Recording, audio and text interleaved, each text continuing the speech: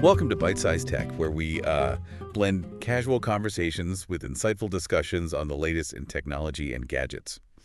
Today, we're diving into a pool of tech news that, well, it feels like it's ripped from the headlines of a sci-fi novel. Oh, absolutely. We've got AI that can browse the web for us. Wow. The TikTok saga continues. And Mr. Beast might be a key player in its future. It's crazy, right? Plus, Tesla updates. A women's health platform is making waves. And Epic Games, they're changing the mobile gaming landscape. Buckle up. It's going to be a fascinating ride. It really does feel like we're living in the future, doesn't it? It really does. Some of these developments are straight out of a movie. Yeah. Let's start with OpenAI's Operator. Okay. This AI agent can control your web browser, clicking buttons and filling out forms, just like a human would. Yeah. We're not just talking about basic searches. It can actually navigate websites to complete tasks. That's incredible. It is. It's a big step forward for AI assistance. Think about it this way. Instead of just giving you information, Operator can actually take action in the digital world on your behalf. That's right. For example, someone used it to find an in-network dentist, handling all the searching and scheduling. Wow, that's amazing. It feels like we're getting closer to that futuristic vision of having a personal assistant that handles all the tedious online stuff. But, of course, it's still early days. Right. It's important to remember that Operator is still in research preview, which means there will be quirks and limitations. It relies on clear instructions, and just like any AI, it can sometimes miss nuances or unexpected situations. Right. It's a powerful tool, but it's not a replacement for human judgment just yet. Makes sense. Speaking of the AI assistants, Perplexity just launched their own version called Perplexity Assistant. Okay. This one integrates directly with Android apps. Interesting. So it's interesting to see different companies taking different approaches to how these AI agents will work with our devices. Exactly, and that's a big question for the future. How will AI agents best interact with our digital world? Will it be through web browsers like Operator, through app integration like Perplexity Assistant, or maybe some combination of the two? Yeah, that's the big question.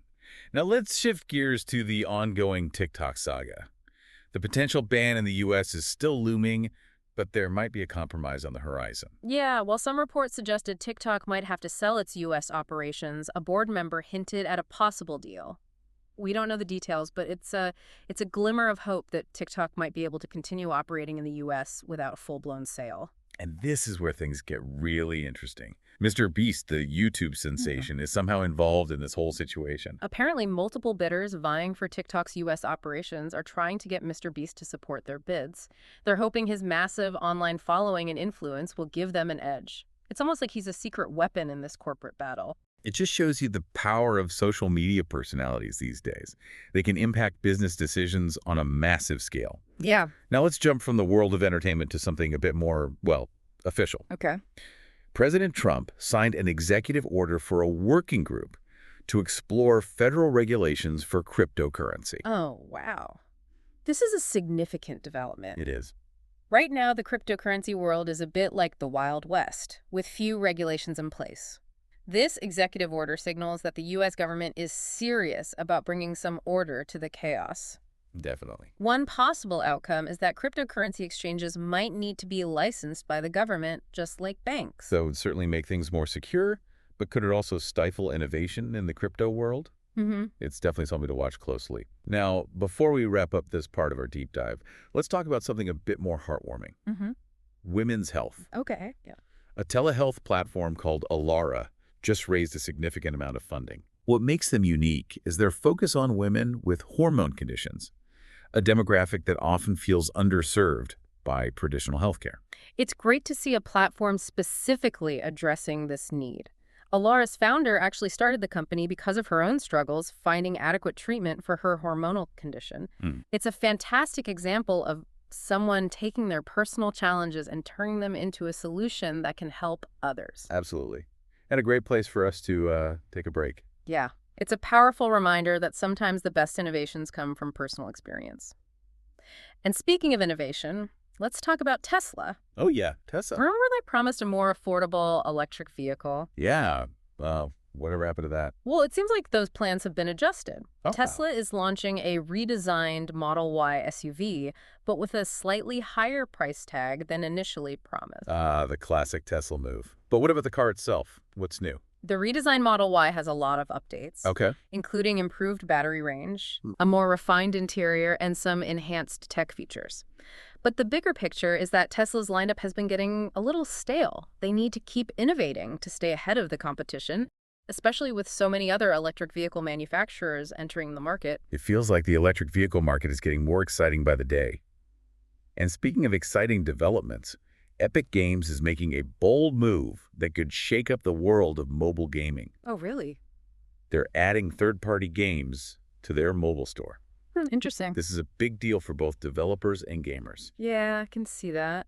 For developers, it means access to a wider audience and potentially more revenue. And for gamers, it means more choices and hopefully a lot more high-quality games to play. Makes sense. And here's the best part. Epic Games is also launching a free games program where new free games will be added to the store every month. Plus, they're even covering the iOS fees for developers, which shows how committed they are to making this platform a success. It seems like Epic Games is really trying to challenge the dominance of traditional app stores by creating a more developer-friendly environment and giving gamers more value. Yeah. It could be a win-win for everyone involved. You know, while we're on the topic of AI, I want to circle back to Operator for a moment. As AI agents like this become more integrated into our lives, it really makes you think about the future of work and leisure. It's a fascinating question. It is. Will these tools become so helpful that they free up our time for more creative or fulfilling endeavors? Or will we become so reliant on AI that we lose valuable skills or become detached from the real world? It's almost like a sci-fi movie come to life, and we're right in the middle of it. It's not about fearing technology, but about using it responsibly and thoughtfully to shape a future that benefits everyone. We need to have open and honest conversations about the potential implications of AI, both positive and negative. Well said. Now let's shift gears to something completely different. Did you hear about what's happening over at Elon Musk's X, formerly Twitter? I heard there have been some interesting changes. Fill me in. Okay, get this.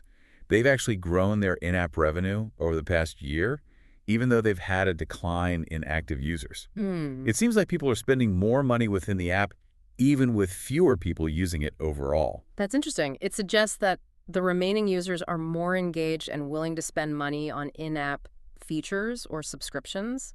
Maybe X is finding a way to monetize its platform even with a smaller but more dedicated user base. This is certainly a strategy that's working for them. Okay, let's end on a lighter note. What's happening in the world of streaming? Any new services popping up? Well, it seems like we might be getting another streaming service, even though everyone already feels overwhelmed by all the choices. Oh no, not another one. Tell me more. CNN is reportedly developing a new streaming service, and here's the kicker. It sounds a lot like the one they shut down a few years ago. Wait, so they're bringing back a streaming service from the dead? That's a bold move. Yeah. What's the logic there? It's hard to say for sure without knowing their exact strategy, but maybe they see an opportunity to capture a specific niche audience they missed with their previous service. The streaming landscape is always evolving, so perhaps they think they can find success with a new approach. I guess we'll have to wait and see what this resurrected streaming service has in store for us. You know, it's amazing how much happens in the tech world in just a day or two. It's a constant whirlwind of innovation, controversy, and exciting developments. It never gets boring, that's for sure. Okay, before we wrap things up, we need to touch on a few more stories. First up, it seems like even automakers are having to think about cybersecurity these days. Remember that Subaru security flaw we talked about earlier? The one that could have let hackers control a car's systems remotely. Exactly. Luckily, Subaru has issued a fix for the issue. But it's a good reminder that as our cars become more and more connected, they're also more vulnerable to these kinds of threats. Yeah, for sure. It highlights the need for strong cybersecurity measures, not just for our computers and phones, but for anything that's connected to the internet, even our vehicles. It's a whole new world out there. Yeah. Okay, one last story before we go. This one's a bit of a head-scratcher. CNN is reportedly working on a new streaming service. Another one. Didn't they already try that and shut it down? You're right, they did. And get this. This new service sounds very similar to the one they shut down a few years ago. Talk about a second chance. It's interesting that they're willing to give it another go. Maybe they see an opportunity to reach a different audience or offer something unique that wasn't available before. The streaming landscape is so competitive. It'll be interesting to see how this new service fits in. Well, that about wraps up our whirlwind tour of the tech world for today. I don't know about you, but my head is spinning with all these new developments. It's certainly been a busy week in tech. From AI agents that can browse the web to the ongoing TikTok drama and a potential resurgence of CNN's streaming service, it seems like there's never a dull moment. And that's what makes it so exciting. Thanks for joining us on Byte-Sized Tech for this deep dive. We'll catch you next time, but until then, if you enjoyed the show, be sure to like, comment, share, and subscribe for more.